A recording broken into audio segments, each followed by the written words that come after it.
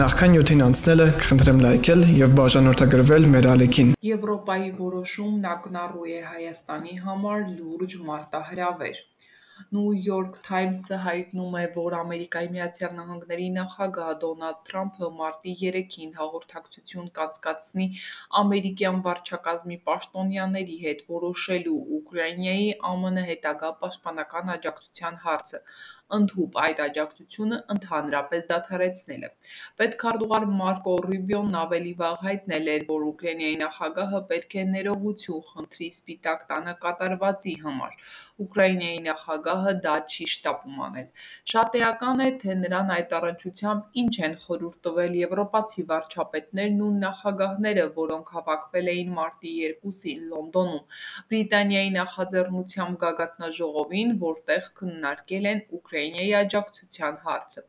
Ընդհանուր որոշման մասին շատ հանգամանալից տեղեկություններ չկան։ Սակայն խոսվում է, որ Բրիտանիայի, Ֆրանսիայի և դարձյալ մեկ երկու երկրի մասնակցությամբ կկազմակերպվի ուկրաինական կարգավորման, այսպես ասած, այլընտրանքային պլան, որը կներկայացվի Ամերիկային։ Միևնույն ժամանակ ՆԱՏՕ գլխավոր քարտուղար Մարկ Ռյուտեն Զելենսկուն հորդորել է կարգավորել հարաբերությունները Ամերիկայի հետ։ Չնայած Ուկրաինայի նախագահին ցուցաբերած բարոյական մեծ աջակցությանը, եվրոպացի առաջնորդներն այնուհանդերձ պատկերացնում են թերևս, որ ի վիճակի չեն ուկրաինական հարցում փոխարինել այն ռեսուրսային ներկայությանը,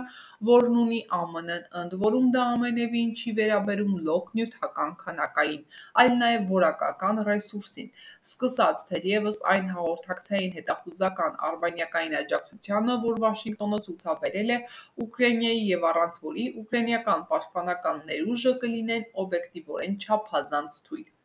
Աներկբա է, որ գարնանային այս սրացումները ոչ թե Ամերիկայի և Ուկրաինայի, այլ ԱՄՆ-ի ու Եվրոպայի միջև են, և այս հանգամանքը Հայաստանի համար հղի է իսկապես էական մարտահրավերներով, որքան էլ խնդիրը թվա մեզանից հեռու։